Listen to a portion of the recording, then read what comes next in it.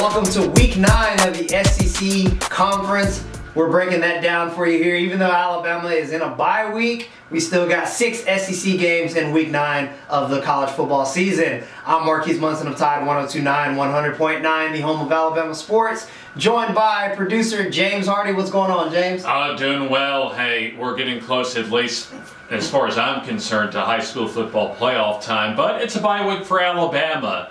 But for the SEC, it's certainly far from a bye week.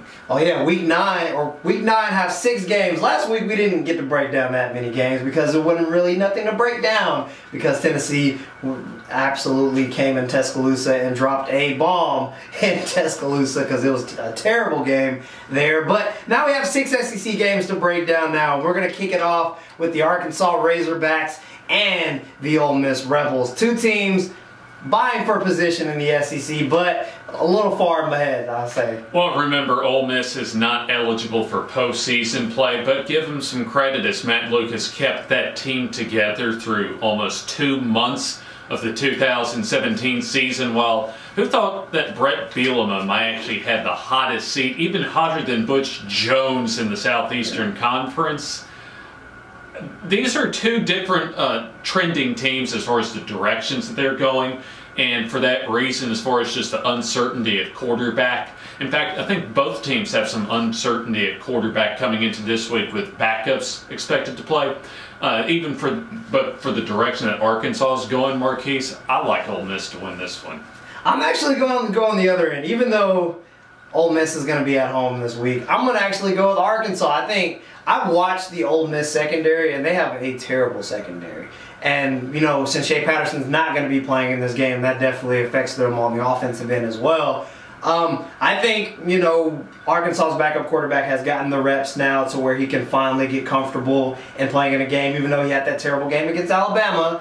You know, you saw some signs of this can be a good season for, moving forward. So I'm actually going to go with Arkansas because I like to have the differences in the picks here. So I'm going to go with the Arkansas Razorbacks in this one. But number 3, Georgia, headed to Florida to face the Florida Gators. Now, I know Jim McElwain sadly has been getting death threats from Florida fans who don't know if that's real or not.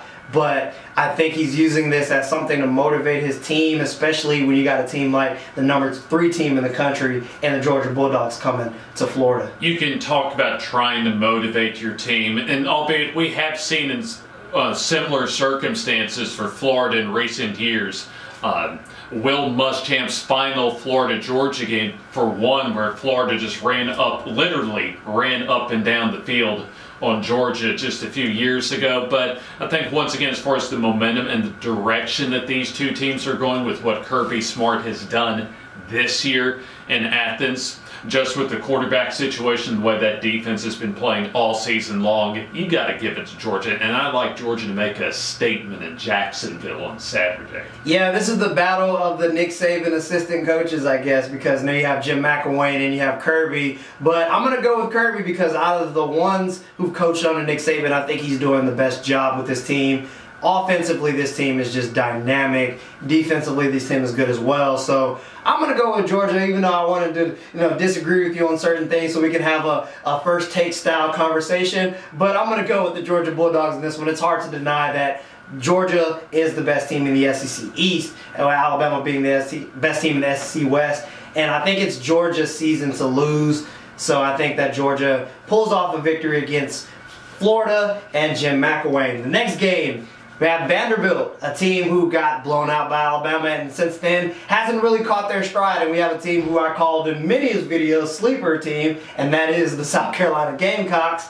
Now you got Vanderbilt traveling to South Carolina to play them in this SEC East matchup. It's just quite humorous how over the years under Nick Saban to Alabama that whether it's Clemson or Tennessee or some other programs, that when they face Alabama and even doing well, that they tend to get exposed against the Crimson Tide, and that's what happened to Vandy in their SEC opener. So I don't see the close coming back on Vanderbilt, at least in this case, when it comes to their matchup against South Carolina. I like the Gamecocks to come in and get a W. Yeah, I agree. I like the Gamecocks in this one as well. Will Muschamp is quietly building a good team in South Carolina. Quietly, he still doesn't have the best defense in the country, as Gus Malzahn liked to allude to a couple of years ago. But I have faith in Derek Mason and this Vandy team to, moving forward. It's sad that their season kind of got derailed a little bit from that blowout in Nashville against Alabama, and ever since then they're kind of caught a downhill slope since then. But I'm going to go with the South Carolina Gamecocks in this one. I think they're building for something for next year, even though they're not going to be the team in the SEC East this season. I think next season they'll definitely be competing with teams like Florida and like Georgia in that top of the SEC East mountain. Now we have Missouri. They're going up against UConn, and it seems like Missouri's always playing teams that on paper it look better in basketball than it will on the football field. Absolutely, and UConn's certainly one of those basketball powers of the last 20 years up in the Northeast. But this is actually a road game for Missouri as well. But, an SEC team going against what is an AAC team up in UConn. In the state of Connecticut, in Hartford, for the side of this ball game, but I still think Missouri can score enough points, even on the road, as bad as they played this year overall, to get a victory in non-conference play. Yeah, it seems like Missouri can score points when they're playing against non-conference opponents, and this is another one of those case scenarios to where they're going up against a non-conference opponent, even though it's going to be on the road. I'm going to see Missouri coming out with this game, because, Missouri is bad in the SEC, but everywhere else they're pretty good on offense. So I'm going to go with the Missouri Tigers in this one. Mississippi State Bulldogs. They're going to be traveling to College Station, a very tough atmosphere in College Station. Alabama got to find that out the hard way when they traveled to College Station earlier on in the season. Now they're going against Kellen Mond and that Texas A&M Aggies defense as well. I tell you, this is a tricky ball game though, because I think this is the type of ball game that if Nick Fitzgerald is hot, if he can find some holes in that Texas A&M secondary to where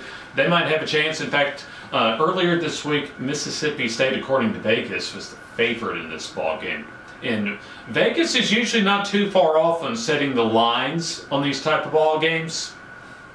My gut tells me, and I'm going to pick Mississippi State to go in there and steal one on the road. Well, I'm actually going to go on the other end. I'm going to go with Texas A&M. I think since that loss against Alabama at College Station, they've kind of found some kind of motivation, and they're still playing for Kevin Sumlin's job. And I think, like we mentioned hot seats with Brent Bielema, and we mentioned with Butch Jones as well, who's in the next game. But I'm going to go with Texas A&M in this one. I think Kellen Mond in this offense is just way too good going up against this Mississippi State team. Although I think this Mississippi State offense is pretty good, I think defensively Texas A&M has a slight edge over them on the defensive end of the ball. So I'm going to go with the Texas A&M Aggies, and they also have the home court advantage, home field advantage in this one. Final game, SEC East. The Tennessee Volunteers, who lost the game 45-7 against Alabama last weekend. Now they're going to Lexington, Kentucky to play the Kentucky Wildcats. James, Butch Jones, man, still on that seat, man. Still on that seat indeed. Not just on the seat, in the boiling hot pot of water, and with a couple of arrests during this week, especially to John Kelly, their star running back. Things are just spiraling out of control in Knoxville, and I think Kentucky seizes that disarray for Tennessee, and the Kentucky Wildcats will be getting a W against the Tennessee Volunteers up in Lexington. Yeah, I see a lot of signs of we want Bama and that's X'd out. We want Georgia, that was X'd out. We want Florida, that was X'd out. But then it said we want Southern Miss, and I think that's going to be the next game where Tennessee actually gets a victory in, because I think this Kentucky team is good. And Mark Stoops, coach that we're not paying attention to in the SEC, kind of sliding in there in the SEC East. So big credit to him in Lexington, Kentucky. So I'm going to go with the Kentucky Wildcats in this one. And that does it for our SEC predictions for Week 9.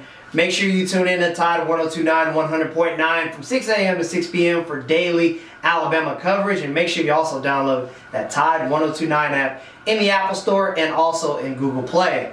For Marquis, Munson, James Hardy with us. Thank you guys for tuning in to Week 9 of the SEC college football season. We'll see you next week for Week 10 as we break down LSU and Alabama, and also some big games in the SEC in Week 10 next week. So tune in to our YouTube channel. Make sure you also subscribe for that as well. We'll see you later.